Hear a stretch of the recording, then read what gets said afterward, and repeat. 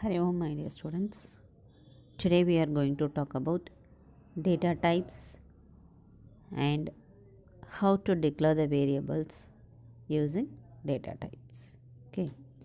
In every programming language, there are two fundamental elements. One is data types, another one is variables.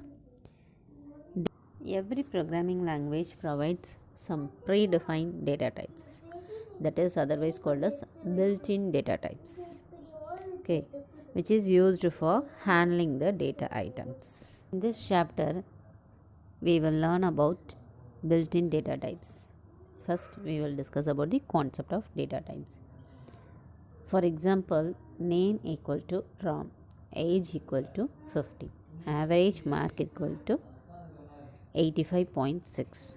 Here, name, age, average mark are the field which hold the values, that is Ram 15, 85.6. Here, different kind of data are there. Ram is a string, 15 is a integer, 85.6 is a floating point number. This is the data. Here, different kinds of data are there. Here the fields are refers to variables and the values are refers to data. Okay. These different data are stored in a variable. The next concept is C++ data types, which is categorized into three, that is fundamental data types, derived data types, user defined data types. Fundamental data type is otherwise called as built-in data types or predefined data types.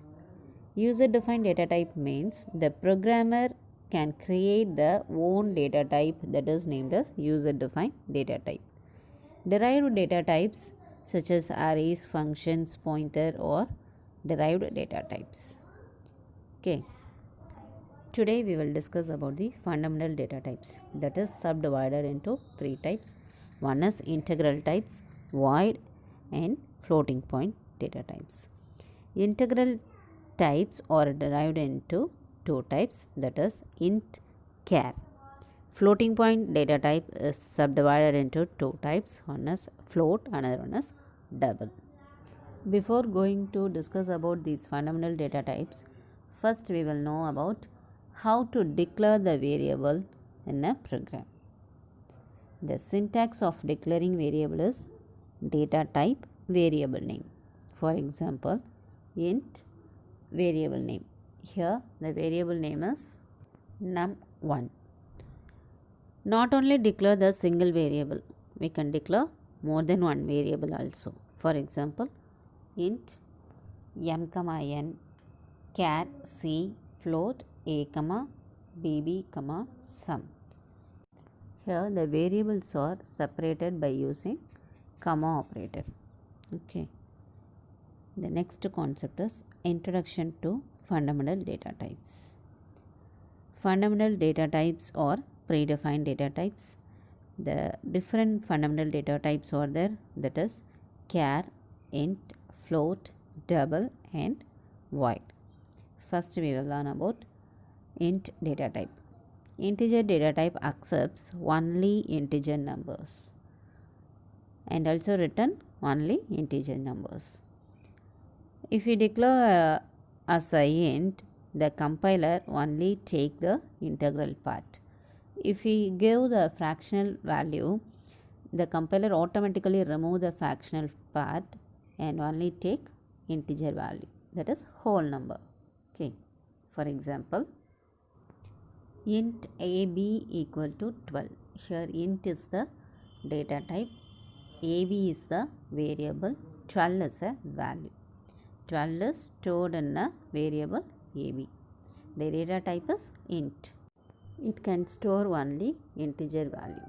The next one is character data type. It accepts and return all the ASCII values, that is ASCII characters 0 to 255 characters, which is often said to be an integer type. So, all the characters are represented in memory by their relation to ASCII codes. So, the variable declared as char data type which is storing either character or integer value. For example, char c equal to a, and then print the variable c, the output is a. The ASCII value of a is 65. In the next example, char ch equal to a, and then cout equal to ch plus 1. Already ch value is 65. Why ch equal to 65? The ASCII value of a is 65, and then ch plus 1. So 65 plus 1, 66. So the output is b. Okay. The next concept is floating point data type. If we declare the data type float, all values will be stored as floating point numbers. For example, float num equal to 13.4. Suppose we will give num equal to 13. In the next line we will give cout num. The output is 13.0 because the given data type is floating point.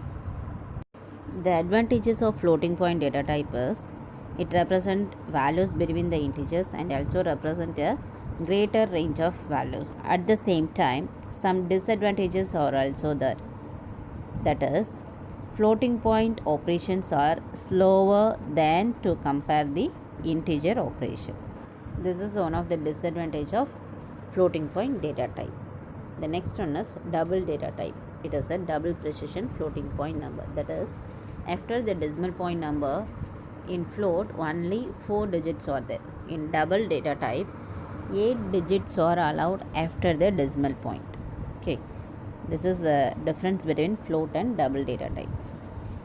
The double data type is larger, but the processing is slower than compared to float data type. The next one is void data type. The literal meaning of void is empty space, which specifies the empty set of values. This void data type doesn't return any value, so it is an empty space. Okay, thank you, students.